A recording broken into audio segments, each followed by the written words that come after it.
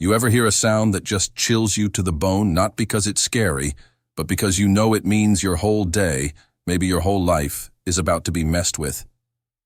For me, that sound was the snick-snack of heavy-duty bolt cutters, followed by a voice, high-pitched and vibrating with pure self-righteous certainty, screaming, "Cut the lock, Dennis!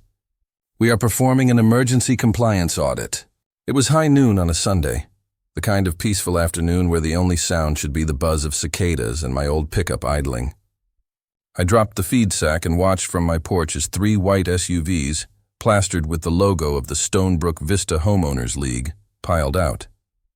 They looked like a paramilitary squad sponsored by a gardening magazine. Neon safety vests over crisp polo shirts. Clipboards held like shields, and leading the charge was Vivian Sterling. Vivian wasn't just the HOA president. She was the self-appointed queen of suburban decency, convinced that my 25 acres, which I call the Ironwood Farm, was a blight on her perfectly manicured existence. She marched across my driveway like a general taking enemy territory, pointed a trembling, white-gloved finger straight at me and yelled, "Mr. Thorne, this property is under immediate inspection.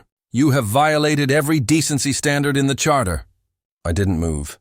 I just raised an eyebrow and slowly took a sip of my iced tea. "Vivian," I said, quiet enough so only she could really hear, "are you absolutely sure you checked the county map first?" What she didn't know, what none of that clipboard army knew, was that just 50 feet behind me, inside my barn's converted office, the county sheriff, Frank Dalton, was sitting at my kitchen table, reviewing files on a completely unrelated, highly confidential case. And he was definitely within his jurisdiction.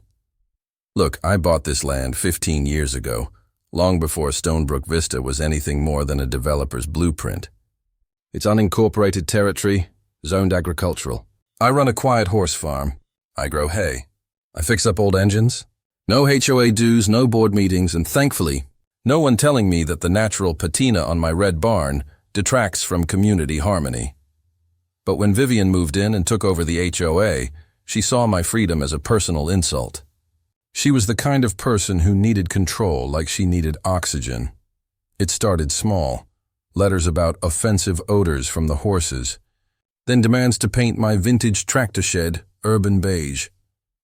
I ignored it all, just called the county clerk, who laughed and confirmed I could legally build a 10-story chicken coop if I felt like it.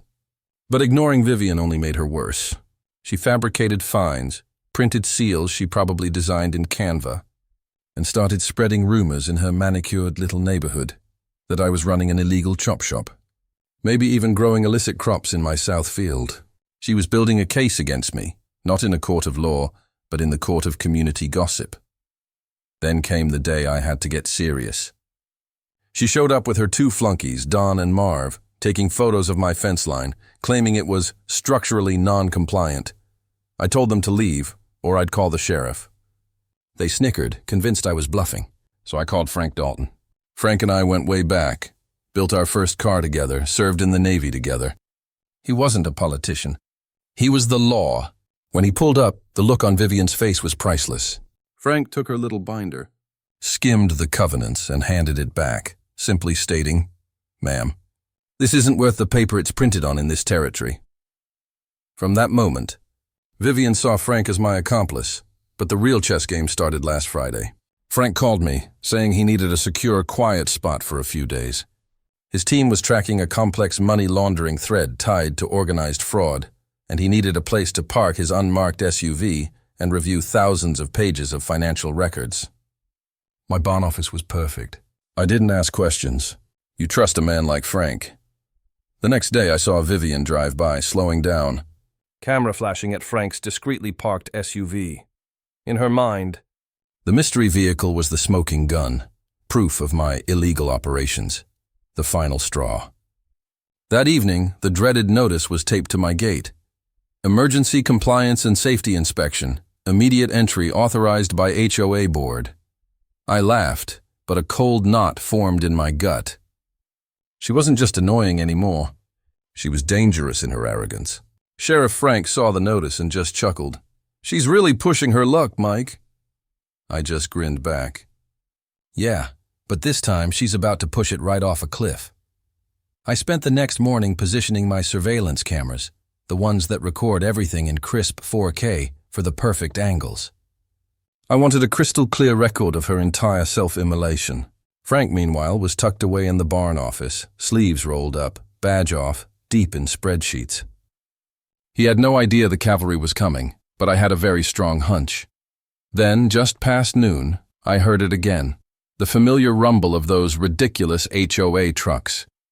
They kicked up a plume of dust like they were landing a spaceship. Vivian, wearing a blinding white pantsuit and sunglasses, stepped out, holding a manila folder thick enough to stop a bullet. "Mr. Thorne," she shrieked, her voice cutting through the peaceful Sunday air. "Your refusal to cooperate has necessitated this official League intervention."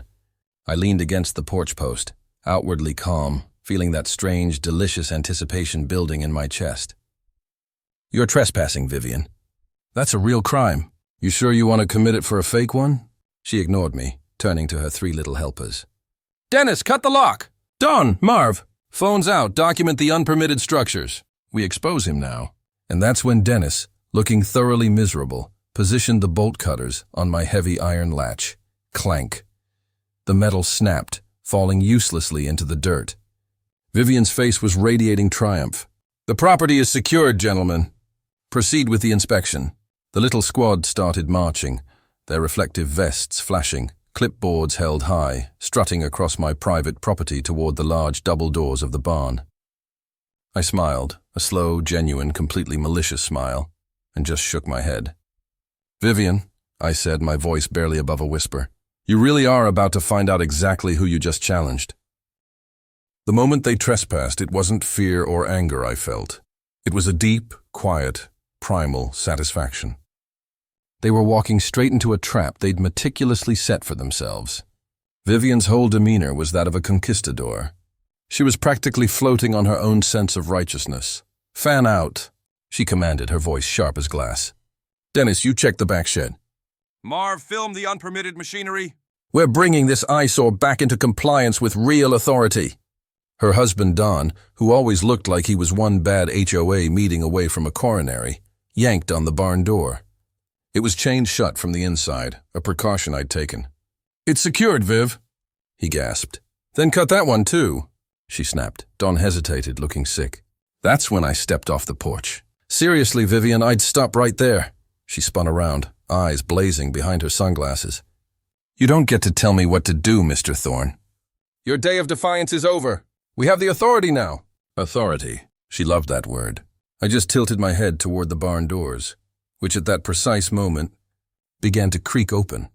Every single person froze. Standing there, backlit by the dusty sunlight streaming in through the rafters, was Sheriff Frank Dalton. 6'2", broad-shouldered, and now wearing his full county uniform, the gold star glinting on his chest like a direct warning from a higher power. He didn't say a word for a full 5 seconds. He just looked at them, taking in the vests, the clipboards, and the bolt cutters lying on the ground. Vivian's face went from triumph to a pasty gray, like a cheap watercolor soaking up water. "Who are you?" she stammered, clutching her clipboard desperately. Frank took a slow, deliberate step forward. His voice was calm, low, and heavy. "Sheriff Dalton, ma'am. County law enforcement. And you and your associates are currently committing felony criminal trespass, vandalism, and frankly, impersonating a public official." Dennis dropped the bolt cutters as if they'd become red hot. Don's camera clattered to the ground. Marv, the flunky, actually took off his ridiculous vest and muttered, "I'm not with them, Sheriff!" I was just getting some footage for my vlog. Vivian, however, tried to rally. "This is HOA business. "This property is in violation." You have no jurisdiction here." Frank gave her a stare that could curdle milk. "Your bylaws don't mean a thing once you cut a lock on a county resident's private property. That makes it my business. Now you'll all stand still while I secure the scene." He brought his radio to his mouth. "Dispatch, this is Dalton. I have multiple unauthorized individuals, property damage, and trespass. Send 2 units code 2 to Ironwood Farm Gate, County Road 17. The color drained entirely from Vivian's face when she heard the word dispatch. The faint, distant wail of sirens quickly followed, growing louder, a sound that was pure music to my ears. I leaned back against the porch post, trying not to laugh. You wanted an audience, Vivian, I said, quiet and steady. Now you've got one, but it seems the law is your special guest. When the patrol cars arrived, it was over. The deputies separated the pitiful HOA patrol, taking photos of the broken lock and collecting statements. Don, the husband, was practically begging to be let go, whispering, "I told her this was crazy, I told her." Frank walked over to me, a small, knowing smirk playing on his lips. "You all right, Mike?" "You look entertained." "Never better, Frank," I replied. "You couldn't have timed that better if you tried." He looked at Vivian, who was now being sternly questioned by a deputy. "Timing is everything, Mike. But this is more than just trespass now." He lowered his voice.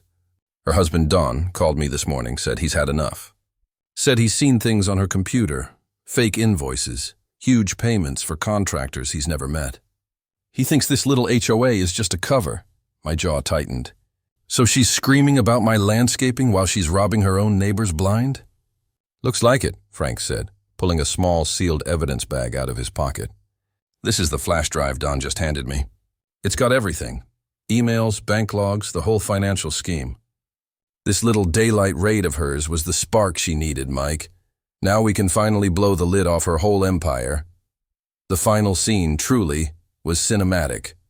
2 days later, a clean, black, unmarked county investigations SUV pulled up, not one of the beat-up patrol cars. Frank and 2 serious-looking financial crimes agents stepped out and walked straight past me, right up to Vivian's house down the road. She was arrested right there, in her driveway, in her perfect white power suit. I stood on my porch, drinking coffee, watching them lead the Queen of Compliance away in handcuffs. Her arrogance, her need for control, had not only destroyed her own marriage and reputation, but had exposed a multi-million-dollar fraud scheme she was running beneath the veneer of neighborhood harmony. Frank called me later that week. "Mike," he said, "turns out the one thing that sank her was her absolute pride. She had actually forged a county document claiming her HOA had partial maintenance rights over your farm. That's the legal justification she used for the break-in. She wanted to make her fake authority real on paper. We added forgery and falsifying public records to her charges. She was done. Completely. I walk the perimeter of my farm now, and the quiet is different.